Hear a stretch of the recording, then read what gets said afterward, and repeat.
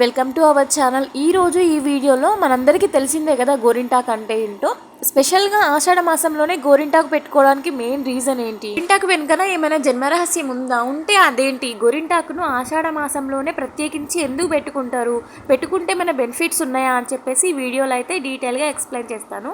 వీడియోని ఎండ్ వరకు స్కిప్ చేయకుండా చూసేయండి. తెలుగింటి సాంప్రదాయం ప్రకారం ఏ చిన్న ఫంక్షన్ అయినా సరే ఖచ్చితంగా గోరింటాకు అయితే పెట్టుకుంటారుగా. లైక్ బర్త్డేస్ కానీ ఈ రోజులకు, అలాగే మన ఇంట్లో ఏమైనా సెలబ్రేషన్స్ చేసినా, అలాగే ఎలాంటి శుభకార్యాలకైనా సరే మనమైతే గోరింటాకు అయితే పెట్టుకుంటాం కదా. ఈ గోరింటాకు అనేది చిన్నపిల్లల నుంచి మగువల వరకు చేతి నిండా గోరింటాకు అయితే ఎర్రగా పండుతుంది కదా. రెగ్యులర్గా ఏదైనా ఫంక్షన్స్ అయినా, బర్త్డేస్కి అయినా, ఇంకా వేరే ఎటువంటి శుభకార్యాలకైనా మనమైతే నార్మల్గా పెట్టుకుంటారు. కానీ ప్రత్యేకించి ఈ ఆషాఢ మాసంలోనే గోరింటాకుని అయితే పెట్టుకుంటారు కదా. తరాలు మారిన ఈ గోరింటాకు అనేది ఎవర్ గ్రీన్ ఫ్యాషన్ ట్రెండ్ అనమాట. గోరింటాకు యొక్క జన్మరహస్యం ఏంటో ఇప్పుడైతే మనం తెలుసుకుందాం. గోరింటాకు అంటే గౌరీదేవి ఇంటి యొక్క ఆకు అని అర్థం అనమాట. సాక్షాత్తు పార్వతీదేవికి సంబంధించిన ఆకు అంటే గోరింటాకు అనే అర్థం అనమాట. చిన్నప్పుడు పార్వతీదేవి అన్న గౌరీదేవి అన్న ఇద్దరు ఒకరే. బాల్య వయసులో ఉన్నప్పుడు గౌరీదేవి తన స్నేహితులందరితో కలిసి బయట మైదానంలో ఆడే క్షణంలో అప్పుడైతే తన చేతికి గాయమై ఒక చిన్న రక్తపు చుక్క అయితే నేలను తాకిందనమాట.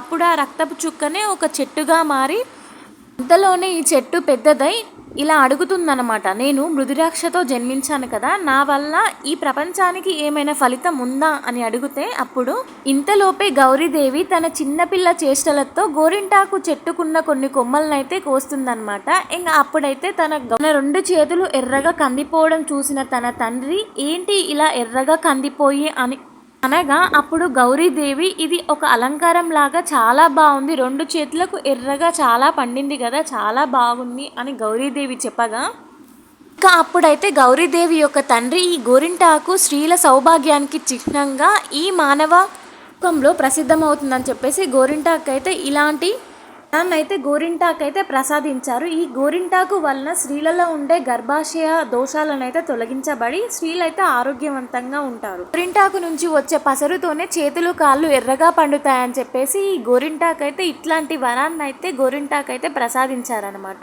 గోరింటాకు చెట్టుకు ఇదే జన్మకు సార్థకత అని అయితే అప్పుడైతే గౌరీదేవి యొక్క తండ్రి అయితే గోరింటాకు చెట్టుతో అలా అయితే పలికాడనమాట. ఇంకా నెక్స్ట్ వచ్చేసి గోరింటాకు రసం ఎర్రగా పండుతుంది కదా అని చెప్పేసి ఒక స్త్రీ కుంకుమ పెట్టుకునే నుదుటిన స్థానంలో ఈ గోరింటాకునైతే పెట్టుకోగా అప్పుడైతే నుదుటినైతే ఈ గోరింటాకు అయితే పండలేదనమాట. ఓన్లీ చేతులకు కాళ్ళకు మాత్రమే ఈ గోరింటాకు పసరుతో అయితే ఎర్రగా పండుతుంది.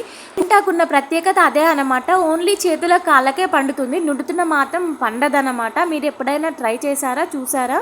నుదుటిన కుంకుమ పెట్టుకుంటే స్త్రీల సౌభాగ్యానికి అందంగా ఉంటుంది కదా. ఇంకా ఈ గోరింటాకు ప్రకారంగా చూస్తేనైతే స్త్రీలలో ఉండే గర్భాశయ దోషాలను అన్నింటినీ తొలగిస్తుంది. అలాగే స్త్రీలకు చాలా బెనిఫిట్స్ అయితే ఉంటాయి.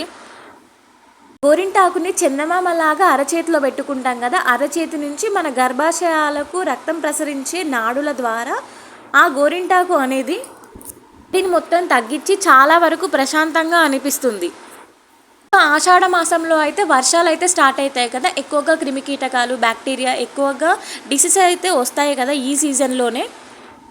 4 సార్లు గోరింటాకునైతే మన అరచేతులకు అలాగే అరికాళ్ళకు నిండుగా అయితే గోరింటాకు పెట్టుకుంటే ఎట్లాంటి డిసీజెస్ రావని చెప్పేసి శాస్త్ర ప్రకారంగా అయితే ఆషాఢ మాసంలో గోరింటాకునైతే స్త్రీలందరూ పెట్టుకుంటారు. ఆషాఢ మాసంలో గోరింటాకు పెట్టుకోవడం వల్ల మన బాడీలో ఉన్న హీట్ని మొత్తం తీసేసి చాలా కూల్గా ప్రశాంతంగా అనిపిస్తుంది.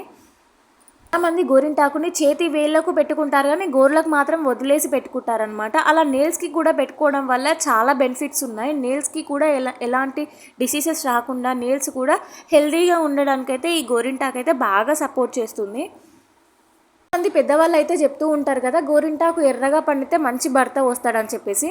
గోరింటాకు ఎర్రగా పండడానికి, మంచి భర్త రావడానికి అసలు సంబంధం ఏంటి అని చెప్పేసి మీకైతే డౌట్ వస్తుండొచ్చు. పెళ్ళి కాకముందుకు అంటే స్త్రీలలో ఉండే కొన్ని హార్మోన్స్ ప్రభావం వల్ల యువతరంలో గోరింటాకు అనేది ఎర్రగా పండితే స్త్రీ ఆరోగ్యంగా ఉన్నట్లు అని అయితే మన శాస్త్రం అయితే చెబుతుంది. ఆ లేతగా ఉన్న చర్మం పైన గోరింటాకు పెట్టుకోవడం వల్ల ఎర్రగా అందంగా పండి ఆరోగ్యవంతంగా ఉంటారని చెప్పేసి మన పెద్దవాళ్ళు అయితే అప్పుడు ఇలా శాస్త్రం అయితే పెట్టారనమాట. ఎర్రగా పండడం అనేది ఆ మగవ యొక్క ఆరోగ్యాన్ని సూచిస్తుందన్నమాట. మన పెద్దవాళ్ళు అన్నారు కదా అండి, ఆరోగ్యం ఈ మహాభాగ్యం అని చెప్పేసి. హెల్తీగా అందంగా ఉన్న అమ్మాయికి మంచి భర్త దొరికి వాళ్ళ దాంపత్యం కానీ వాళ్ళ బాండింగ్ కానీ మంచిగా ఉంటుందని చెప్పేసి మన పెద్దవాళ్ళు అయితే చెప్పారనమాట. నిజంగా పెద్దల మాట చద్దిమూట అని అంటారు కదా, వాళ్ళు చెప్పినవి అన్నీ నిత్యంగా సత్యాలన్నమాట. ఇంతటి విశిష్టత గల గోరింటాకుని ఖచ్చితంగా మనమైతే ఆషాఢ మాసంలో 3-4-5 సార్లు ఖచ్చితంగా అయితే పెట్టుకోవాలి. ఇలా పెట్టుకోవడం వల్ల ఎన్ని బెనిఫిట్స్ ఉన్నాయో నేను చెప్పినా కదా. ఖచ్చితంగా మీకు దగ్గరలో ఎక్కడైనా అవైలబుల్గా ఉంటే పెట్టుకోండి. సంవత్సరంలో ఒక మారు ఈ గోరింటాకు తన పుట్టింటికి వెళ్ళిపోతుందంట, అంటే పార్వతీదేవి యొక్క ఇంటికి. ఆషాఢ మాసంలో కూడా నన్ను మర్చిపోకుండా గోరింటాకు పెట్టుకోవాలని గోరింటాకు పార్వతీదేవిని కోరితే ఈ ఆషాఢ మాసంలో కూడా పార్వతీదేవి గోరింటాకు అయితే పెట్టుకునేది. ఆషాఢ మాసంలో అందుకే గోరింటాకు పెట్టుకుంటారు.